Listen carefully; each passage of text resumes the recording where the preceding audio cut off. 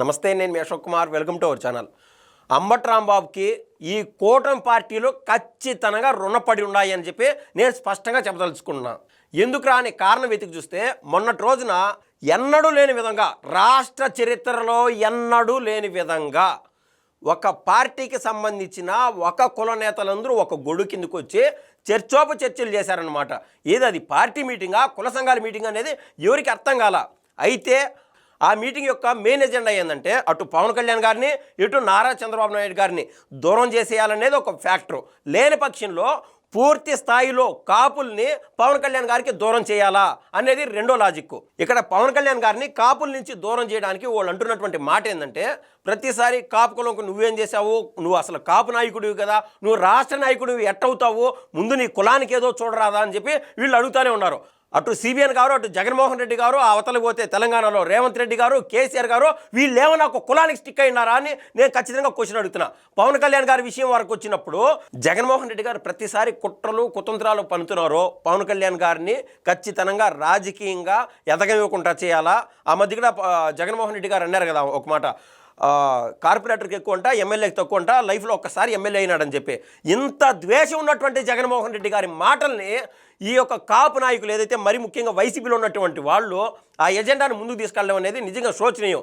ఇది ఇలా ఉంటే గతంలో పవన్ కళ్యాణ్ గారు 2019లో పోటీ చేసినప్పుడు ఈ కాపు నాయకులందరూ ఎక్కడ పోయినారో డైరెక్ట్గా స్ట్రైట్గా వచ్చి పవన్ కళ్యాణ్ గారికి సపోర్ట్ చేయొచ్చు కదా. మీకు అంత ఇష్టం ఉంటే పవన్ కళ్యాణ్ గారి పైన అది ఉండదు. మీరు మాత్రం జగన్మోహన్ రెడ్డి గారి వైపే ఉండాలా, ఆయన మాత్రం ఎట్టబోతా ఉన్నా కూడా ఆయన పైన అబాండాలు వేస్తూ ఉంటారు.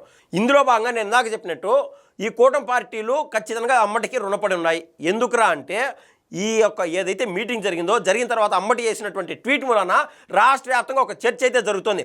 కాపులకి ఏ పార్టీ ఏమి చేసింది అని. అందులో భాగంగా మరి ముఖ్యంగా వస్తున్నటువంటి ఫస్ట్ లాజిక్ ఏంటంటే, వైసీపీ కాపు వర్గానికి ఎంత రేంజ్లో వెన్నుపోటు పొడిచింది. వెన్నుపోటు కూడా కాదు, ఇంకా డైరెక్ట్ పోటీ అనుకోవచ్చు. ఆ విధంగా ఎంత మోసం చేసింది అనేది చర్చ చేస్తున్నారు ఇవాళ. అందులో భాగంగా మీ ముందుకు కొన్ని విషయాలు అయితే తీసుకొచ్చాను. ఇప్పుడు నెంబర్ 1 ఏంటంటే, ప్రతి కాపు వర్గాలే కాదు, బీసీ వర్గాలు, రాష్ట్రంలో ఉన్నటువంటి అనేక వర్గాలు దేవుడు మాదిరి చూస్తూ ఉంటారు వంగవీటి మోహన్ రంగ గారిని.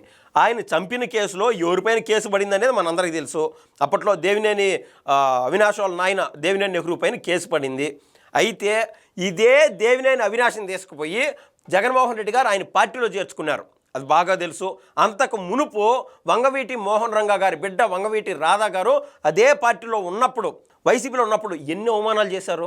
పొమ్మన లేక పొగబెట్టి బయటికి వెళ్ళిపోయినా కూడా పానీలే ఏమైనా ఓట్లు చీలిపోయినాయని చెప్పి వికటాటహాసం చేశారు, తక్కువ చేసి చూపించేటువంటి ప్రయత్నం చేశారు. అది ఎంత బాధాకరం. కాపు వర్గాల్లో ఎప్పటికీ ఉండేటువంటి ఎమోషన్ అది. నెంబర్ 2, కాపు వర్గాల్లో ఆర్థికంగా వెనకబడినటువంటి వాళ్ళకి 5% రిజర్వేషన్ తీసుకొచ్చి వాళ్ళ ఎదుగుదలలో తోడ్పాటు అందిద్దాం అనుకున్నటువంటి తెలుగుదేశం పార్టీ తీసుకొచ్చినటువంటి నిర్ణయాన్ని 2019లో జగన్మోహన్ రెడ్డి గారు అధికారం చేపట్టగానే ఉన్న పళ్ళంగా రద్దు చేసినటువంటి దాఖలాలు లేవా? అందరూ చూశారు కదా. ఏ కాపు బిడ్డైనా మర్చిపోగలుగుతాడు ఆ విషయాన్ని. ఇంకా మనందరికీ బాగా తెలుసు, 2014-2019కి మధ్య పూర్తి స్థాయి లోటు బడ్జెట్లో సపరేట్ ఆంధ్రప్రదేశ్ ఏర్పడినప్పుడు ఏకంగా 1000 కోట్ల రూపాయలు కాపు నిధి కోసము నారా చంద్రబాబు నాయుడు గారు కేటాయిస్తే, దాని కాస్త 2019లో కాపులకేంది సపరేట్గా 1000 కోట్లు ఇచ్చేది అని చెప్పి దాన్ని కూడా జగన్మోహన్ రెడ్డి గారు రద్దు చేయలేదా? తద్వారా 1000 కోట్ల రూపాయలేగానే ఉంటే ప్రతి సంవత్సరం విద్యకి, అదేవిధంగా ఉద్యోగాల నిమిత్తము, విదేశీ చదువుల నిమిత్తము అనేక రంగాల్లో అది ఉపయోగపడింది కదా. దాన్ని కూడా రద్దు చేస్తే కాపు విద్యార్థుల కోసం సపరేట్గా నిధి కేటాయించి విదేశీ విద్య అనే పేరుతో అప్పుడున్నటువంటి టీడీపీ ప్రభుత్వం తీసుకొస్తే అది కాస్త రద్దు చేస్తే ప్రతి చోట తూట్లే. ఇదే కాపు యువత కోసం ఏకంగా 45,000 మంది కాపులకి రుణాలు కేటాయిస్తే జగన్మోహన్ రెడ్డి గారు వచ్చి రాకముందు ఆ రుణాలను కూడా రద్దు చేసేశాడు. 13 జిల్లాల్లో కాపు భవనాల కోసము అప్పట్లో ఉన్నటువంటి టీడీపీ ప్రభుత్వం సపరేట్గా నిధులు కేటాయిస్తే దాన్ని కూడా దారులు మళ్లించి వేరే వాటికి వాడేశాడు జగన్మోహన్ రెడ్డి గారు ముఖ్యమంత్రిగా ఉన్న సమయంలో. 2019 నుంచి 2024 వరకు అధికారంలో ఉన్నటువంటి వైసీపీ పార్టీ సొంత సామాజిక వర్గానికి, ఆ వైసీపీ పార్టీ అధినాయకుడు ఏదైతే వర్గానికి సంబంధించినటువంటి వాడో ఆ వర్గానికి ఏకంగా 750 పైచిలకు నామినేటెడ్ పదవులు ఇచ్చారు. కాపు వర్గానికి ఎన్ని ఇచ్చారు? దేశంలోనే మొట్టమొదటిసారిగా కాపు వర్గాని కోసం, కాపు కులం కోసం ప్రత్యేక కార్పొరేషన్ ఏర్పాటు చేస్తే దాని కాస్త నిర్వీర్యం చేసింది వైసీపీ పార్టీ కదా. ఏ చిన్న తప్పు చేయని నిమ్మకాయల చిన్న రాజప్ప గారిని, అదేవిధంగా ఇప్పట్లో వ్యవసాయ శాఖ మంత్రిగా ఉన్నటువంటి నిమ్మల రామానాయుడు గారి పైన, బోండా ఉమా పైన, ఎంతమంది కాపు బిడ్డలపైన కేసులు పెట్టి వేధించలేదా?